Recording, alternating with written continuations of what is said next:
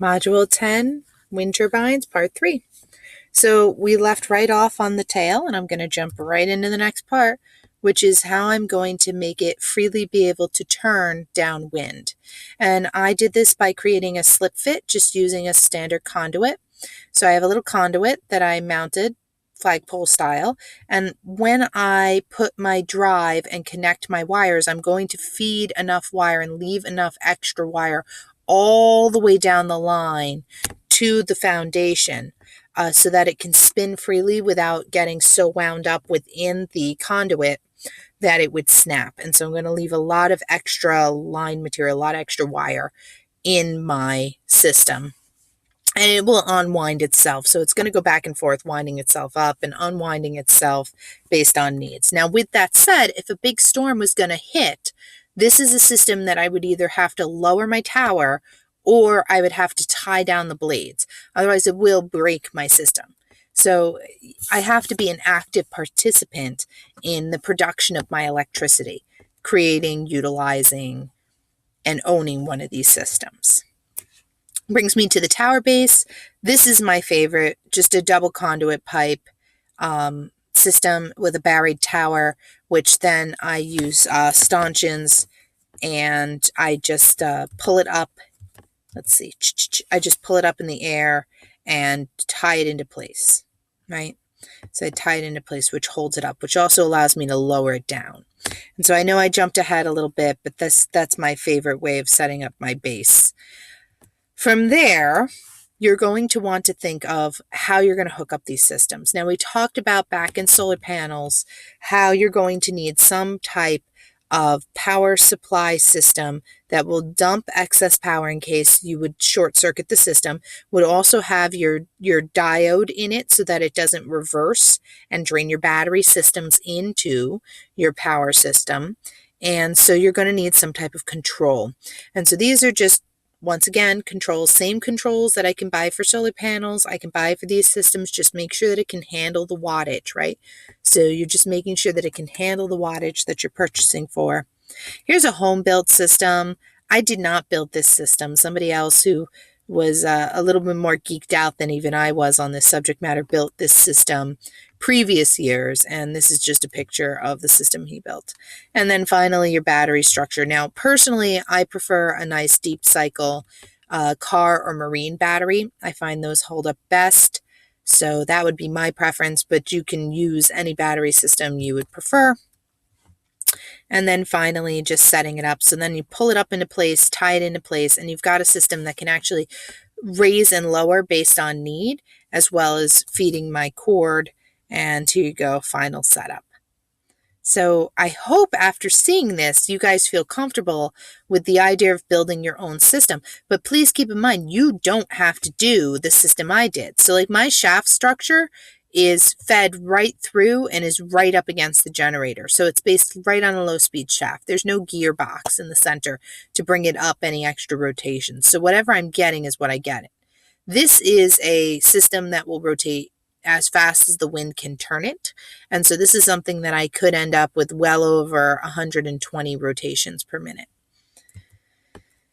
This is the current system that I have in my home. This is the one I was talking about dragging around the yard. This is my drag around the yard, and you can see it's kind of my play on a Gyromill meets a Sylvanas. And yeah, so there you go. So that's my little home-built baby. But I hope you're feeling comfortable. It's something that you could build yourself. So this is my low speed, and it drops right down into the box system. The box system, you can almost see it down in here. You can see that the generator is actually mounted right behind here, right? And I actually have the battery system and everything mounted right below it. So it's just like my solar tractor. This is just my wind turbine tractor that I can drag, or my wind turbine box that I can drag around. As far as getting maximum forms of wind rotation, there is some standard equations that we can utilize for this, and that is that the power that I would produce is based on the miles per kilowatt per foot of activity based on my rotation diameter, and that's something that I can look up, This is my theoretical power production, so I can look up my rotation diameter, and that is then times by my diameter squared. And this is in the unit of feet. So my feet will cross out. This is times my miles per hour, so my wind speed. So my velocity, this is cubed. And my miles per hour will cross out. And that will leave me with kilowatts of production or power that I'm producing through my activity. So utilizing this equation, I can actually figure out about an average maximum power potential. This is the max that I could produce given my average miles per hour. I know that it would be a range somewhere in there, but it's something that I can quickly work out. So I said I'm going to make you guys responsible for doing pros and cons of wind turbine systems. And so I will leave you to that on your own. So you can see I'm kind of jumping through on their pros and cons to get to the power potential in this country. And so here is an example of places that would be considered outstanding down here in the red.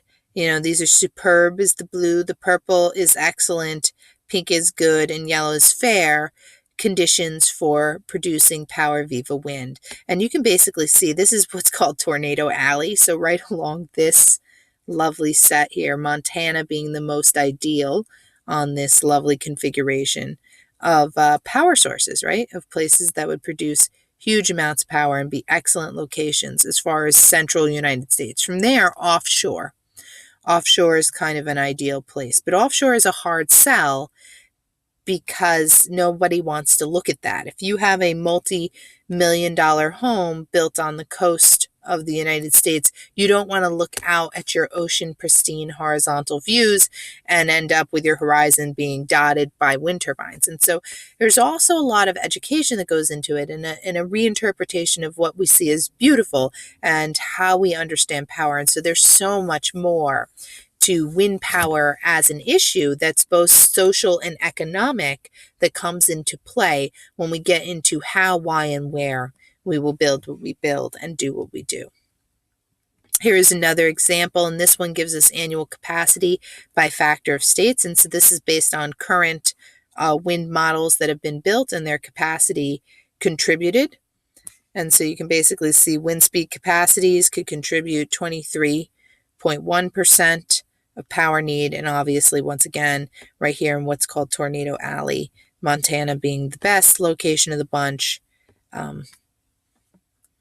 how much power they can produce. So that kind of gives us a gracing over of wind turbines, and I'm actually going to start making part 3 videos, and those part 3 videos will be on hydropower. So I'll pick it up there.